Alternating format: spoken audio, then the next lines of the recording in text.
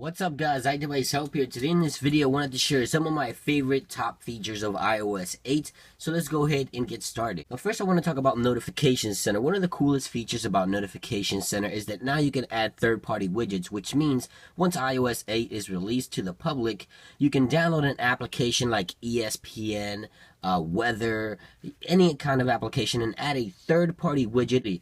Now you can hit the edit button at the bottom section of your widget, and you can maneuver your widgets and edit and remove widgets as you wish here in Control Center, something that wasn't possible in the past.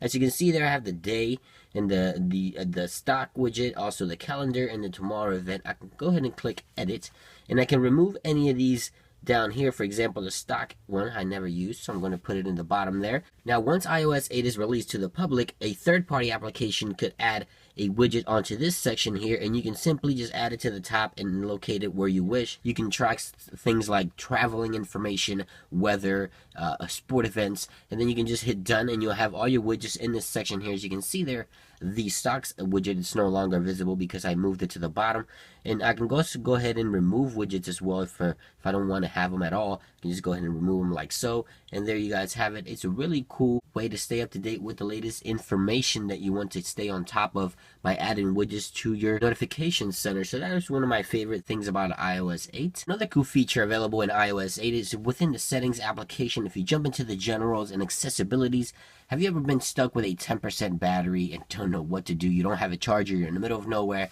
Well, here's the grayscale option. This option here will grayscale your entire device, basically putting it into saving mode. I've tried this option with a 10% of battery life remaining, and it lasted for a long time on this grayscale mode. It really helped with the battery saving, very efficient. The grayscale mode is one of the options that you might want to keep in mind. This is one of the options that would help you save that battery if you're on a really low battery state. The grayscale option will be really cool. Now another cool feature about iOS 8 is within Siri. Siri can now track songs, give you artist information based on music. You can usually do this with applications such as Shazam in the past, but now it's integrated within Siri, and I'm going to go ahead and play a song here and have Siri track it, but I'm going to mute the video. But you're going to see that Siri is going to track it, but I'm going to mute the video for copyright purposes. But I'm going to play a song and watch Siri as she tracks the information. So as you can see there, Rock My World by Michael Jackson, you can tap to buy, and Siri can now track information. You no longer need an application to actually do that. Siri will do it for you, and you can go ahead and tap on the buy button, and it will take you directly to the iTunes store if you'd like to purchase that song. And it also gives you tons of other information on the artist as well. As you can see there, Michael Jackson, that is the artist that I was playing in the background. So that is a really cool feature about Siri, and also Siri supports many other languages, and I'll have more information in the video description down below of all the new languages Siri can now support. So moving along to the next cool feature in iOS 8. Once iOS 8 goes available to the public, you'll have the ability to add third-party keyboards, which also means the same as widgets, that if an application supports a particular keyboard, you can add it within the iOS operating system, and that will go out through in the entire operating system. Not only will it work throughout the entire operating system, but very cool, through the message application. You can get the swipe keyboards, and all those cool keyboards I'm pretty sure will be available in the future. And also a really cool feature about the Apple keyboard is the suggested text, which gives you words that you might be using in a conversation. So it kind of reads your text in a way so that it finds the best words for you to reply without having to type. Up here is the suggested text. As you can see there, I can type anything and then just quickly send it. Really simple, really cool. I think the Apple keyboard's really cool, but the really cool thing about this is that you'll be able to have third-party keyboards. So that's a really cool feature of iOS 8. Another cool feature that lives in iOS 8 is within Siri as well. If you go into the accessibilities tab here under general, you can go here into speech, and now Siri has an option that says swipe down with 2 fingers from top of the screen to read all content on the screen. Now, what this basically does is, for example, if you need Siri to read an email to you while you're doing something, or maybe a web page, you can simply just swipe down from the top of the screen with 2 fingers. Set up iCloud on this device. Siri will read, and you get other things here that are controls that you can go ahead and speed up the voice, slow it down, pause it, or also cancel it out if you wish.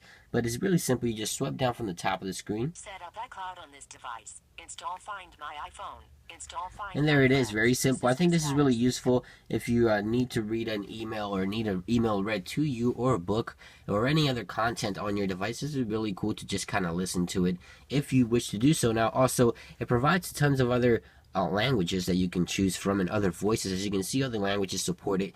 You can also go ahead and do that as well if you prefer a different language. But I thought it was a really cool feature of Siri kind of reading to you with just a simple swipe from the top of the screen with 2 fingers. So that is another cool feature in iOS 8. Now also, another really cool feature about iOS 8, let's say you're in the Photos application and you want to share a photo. You can simply share it by tapping on the sharing button there on the bottom left.